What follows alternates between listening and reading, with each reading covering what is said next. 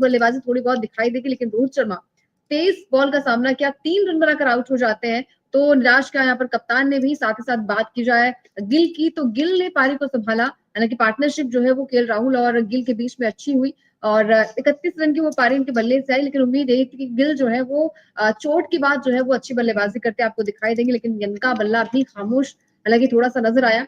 बात करें नीतीश कुमार रेड्डी की, जिन्होंने पहले मैच में जब डेब्यू किया था वहां पर भी पहले इनिंग में अच्छी बल्लेबाजी करते नजर आए थे। हालांकि इस मैच में भी हमने देखा था कि 150 पर टीम इंडिया ऑल आउट हो गई थी और आज के मैच में भी हमने देखा कि 180 पर ऑल आउट टीम इंडिया हो गई। लेकिन जब गेंदबाजी की बारी आई तो बुमराह के अलावा कोई भी गेंदबाज अभी तक कोई भी विकेट नहीं ले पाया। नीतीश कुमार रेड्डी की बात करें तो 42 रन इन्होंने बनाए, 51 बॉल का सामना किया, 77.78 का स्ट्राइक रेट था, 3 चौके इनके बल्ले से और 3 छक्के इनके बल्ले से आए। तो नीतीश कुमार रेड्डी ने अपना योगदान अहम दिया है, क्योंकि एक ऐसा बल्लेबाज जिन्हें बहुत ज्यादा एक्सपीरियंस नहीं है, एडिलेड में ये पहला मैच खेल रहे थे और ये दौरा उनका पहला है, तो कहीं ना कहीं वो बहुत ज्यादा प्रेशर भी उनके ऊपर रहता है। लेकिन उसके बावजूद भी टीम इंडिया के बाकी बल्लेबाजों की बात करें, मोनू चहल, तो जायसवाल पर क्या कहेंगे, डक पर आउट हुए आज? यार ये तो किसी के साथ भी हो सकता है भाई, नई गेम थी, पहली गेम खेल रहे थे, अक्रॉस द लाइन मारने की कोशिश की थी उन्होंने, लेकिन मुझे लगता है वो स्विंग से बीट हुए और पेस से बीट हुए, दोनों चीजें थी वहां पर इनफैक्ट स्टार्क के पास। और ठीक है जायसवाल आउट हो गए भाई, पिछले इनिंग के हीरो है, आज वो जल्दी आउट हो गए। इसके अलावा अगर देखा जाए इंडिया की जो आपने बात की, ऋषभ पंत 21-35 बॉल्स में, रोहित सिर्फ 3 बनाते हैं, विराट कोहली सिर्फ 7 बनाते हैं। क्या वाकई अब लगता है पूरा, आप एज ए क्रिकेट फैंस अंकित अगर हम पूछें, क्या रोहित और विराट का टाइम आ गया? देखिए ये कहना आई थिंक थोड़ा सा मुश्किल होगा। हालांकि जब रन्स आते हैं, जब आपने देखा होगा कि पहले जब मैच हुआ था पर्थ मैच में, वहां पर भी विराट कोहली नहीं चले थे, वहां बट पर विराट का बल्लेबाजी नहीं विराट जैसे वहां आउट हुए थे ना, एग्जैक्टली ऐसे आउट हुए, ऐसा होता एक्शन रिप्ले है, पहली इनिंग जब इंडिया 150 पर आउट हुआ था वहां पर भी विराट, अभी डबल माइंड क्यों चलता है, इसको गेंद छोड़ूं खेलूं, क्या है ये? आई थिंक गेंद को पढ़ नहीं पाते, टाइमिंग का सबसे बड़ा इशू होता है कि आप टाइमिंग को पकड़ कर नहीं चल पाते हैं। लेकिन उम्मीद यही है कि जैसे पर्थी मैदान पर हमने देखा था कि सेकंड इनिंग में शतकीय पारी आई थी, फिर ये लगा नहीं विराट बल्ला चल गया, ये है वो है, बहुत सारी चीजें होती है। हाँ चलिए उनका दिन नहीं था, लेकिन हाँ अगर आप ऐसे आउट होंगे और इजी कैच छोड़ेंगे, मतलब देंगे उन्हें कैच, स्मिथ जैसे उन्होंने कैच आउट किया, तो कहीं ना कहीं सवाल उठेंगे आपकी बल्लेबाजी पर और एक्सपीरियंस पर भी। आप 2012 से इस मैदान पर खेलते आ रहे हैं, तो आपके लिए इतना टफ तो नहीं होना चाहिए जैसा नीतीश कुमार रेड्डी ने करके दिखाया। नहीं आपने तो कैच छोड़ेंगे, कैच छोड़ने पे बात करेंगे भाई, कैच भी छोड़े, लेकिन मैं एक सवाल आपसे पूछना चाहता हूँ और अंकिता आपसे भी।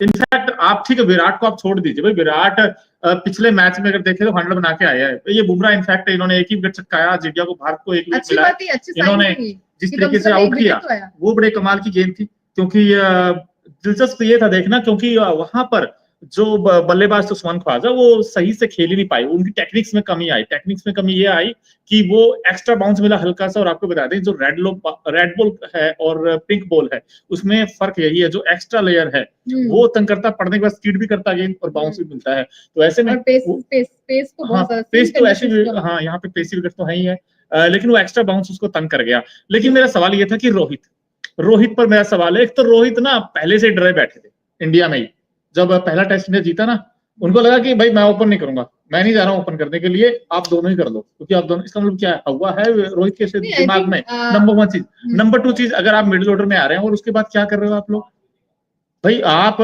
एक चीज बताइए, स्कॉट बॉलैंड आए हैं गेंदबाजी करने के लिए, वो राइट आर्म गेंदबाजी कर रहे हैं, आप क्या मतलब डिफेंस करने में भी आपकी दिक्कत है, फिर इसका मतलब तो भाई वही अंदर आने वाली गेंद, ये कब तक झेलेगा इंडिया?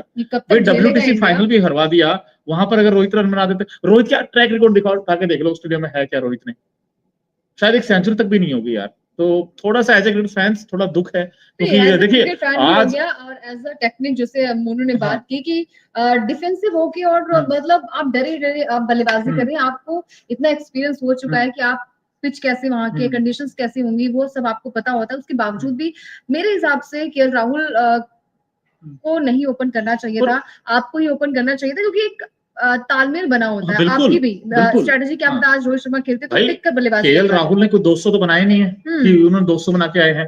भाई आप अपना स्थान क्यों छोड़ रहे हैं? आप तभी छोड़ता है इंसान स्थान जब उसको पता चलता है कि भाई नहीं मेरे से नहीं हो पाएगा। तो क्या रोहित से नहीं हो पाएगा? नंबर 1 चीज, बट ये टीम मैनेजमेंट का भी कॉल हो सकता है कि नहीं कुछ नहीं नहीं फैसले नहीं, लिए कैप्टन का जाए। सोच थी, कैप्टन ने आते ही कहा कि मैंने बड़ा एंजॉय किया केएल राहुल और जायसवाल की बैटिंग को, मैं देखते हुए आया था। जब उन्होंने वो मैदान में आए, कहा कि मैं हमेशा, मुझे लगा कि यार ये बहुत अच्छा खेलते हैं, मैं अपनी कुर्बानी देता हूँ। क्यों कुर्बानी देते हो भाई एक मैच के लिए? अच्छा चलो ठीक है। मैं दूसरी चीज मैं ये पूछ रहा हूँ कि भाई अब ठीक है, आप मुझे सच्ची बताना, बॉर्डर गावस्कर ट्रॉफी क्या आप इन तीन की बिना जीत सकते हो? विराट, रोहित और पंत, अगर तीनों फेल होंगे तो कैसे बनेगी इंडिया की बात? मुझे ये बताइए। जो आपके जो ट्रम्प कार्ड है ना, अगर वही फ्लॉप हो गए तो फिर तो भूल जाइए बॉर्डर गावस्कर ट्रॉफी। आज क्या हुआ है?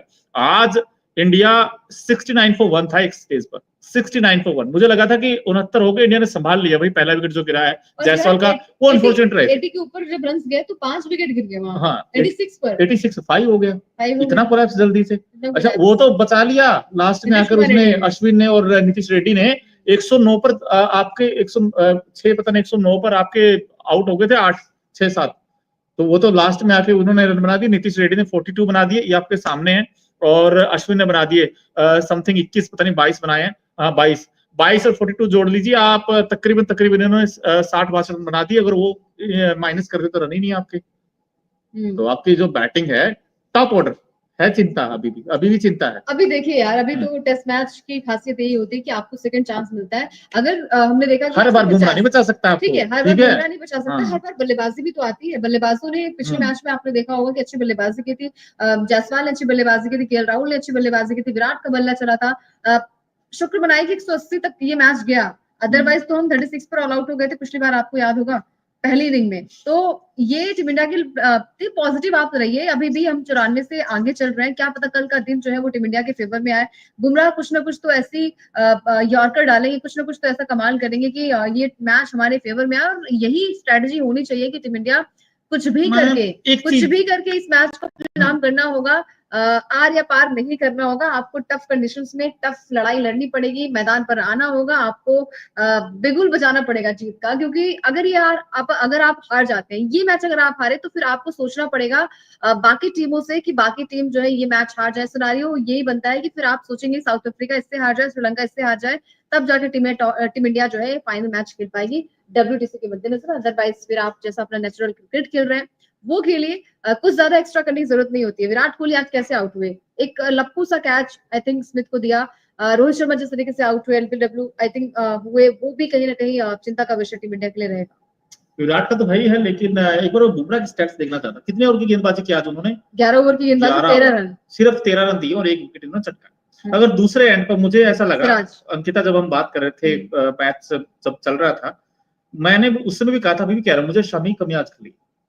मोहम्मद शमी अगर आज टीम में होते पिंक बॉल के साथ, जो गेंद स्किड करता जो चढ़कर आता है, तो आज शमी मुझे लगता है दूसरे एंड से एक विकेट बुमराह निकाल दिया, दूसरे एंड से विकेट निकालता। मैंने यही कहा था, इसीलिए मैंने बार बार कह रहा हूँ कि आपके पास सिराज का ये जो डिप होता हुआ भी प्लेयर मिस था। ऑस्ट्रेलिया आज भी ऐसा लग रहा था इस गेंद पे विकेट आएगा, इस गेंद पे विकेट आएगा, और आपने कैच भी छोड़ेगा। बाय द वे आपको बता दूं मैं, आपकी फील्डिंग ने कैच भी ड्रॉप किए हैं। तो ठीक है, अब ऑस्ट्रेलिया देखिए राइट नाउ हम कह सकते हैं इंडिया बैकफुट पे है, बिकॉज उनका एक ही आउट हुआ है।